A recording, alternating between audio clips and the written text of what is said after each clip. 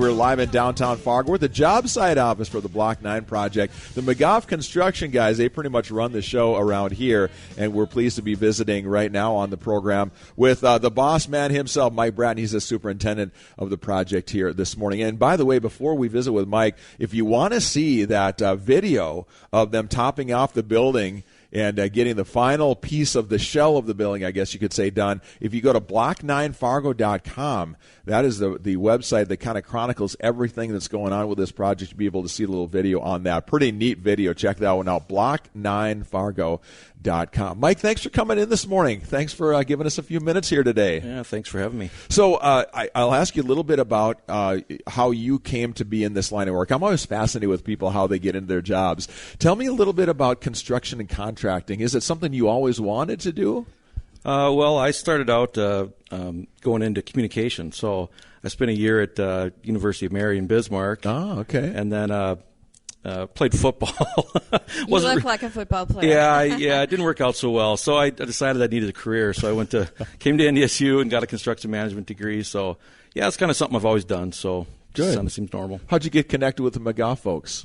Oh, I've worked with several of them for years now. So just know they're a good company, good ownership.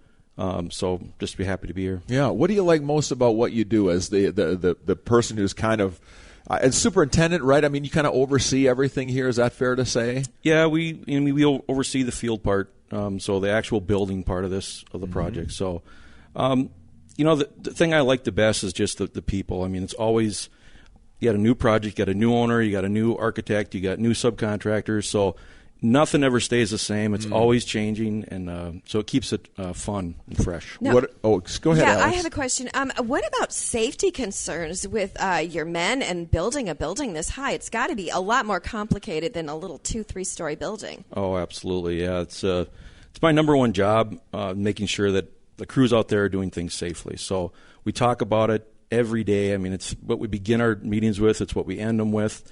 Just got out of a safety meeting where we got all the guys in the break room, 150 guys. We're talking about safety, going around each subcontractor, talking about their safety concerns, making sure that what it comes right down to is communication, right? I mean, the more you know and the more information you give your guys out there, the safer they can be.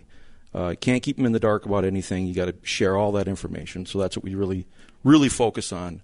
I was telling you, we have a room over here, the war room, where we basically we've got all these maps of where we're going to be working that day, right? Who's on top?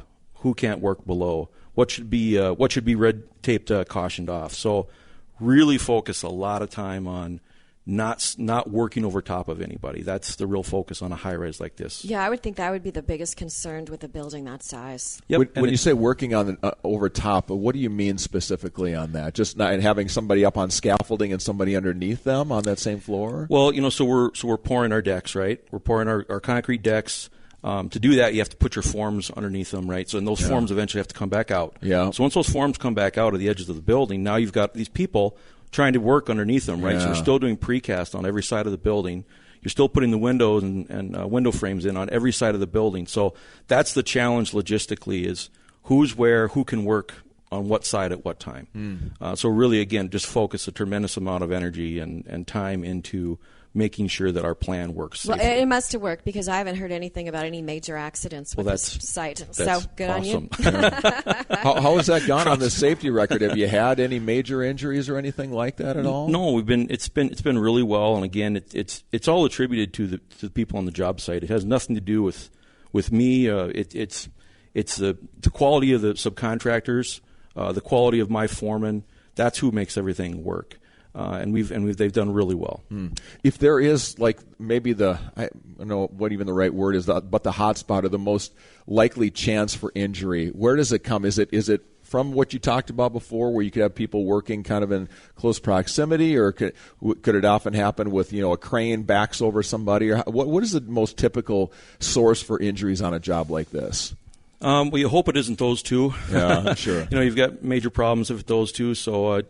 It's banging your finger. It's something as silly as that can really develop into something terrible, or an infection or something. So that's really the ones that really tough to get. But those, if we got to deal with a bang finger, we'll deal with that, as long as we're not dealing with. What about the looky-loos? I mean, with a project this size, there's got to be a lot of people coming around looking to see what you're doing. Are they in your way, or you keep them out of the area totally? Oh, we keep them out, yeah, for sure. But we do get a lot of traffic.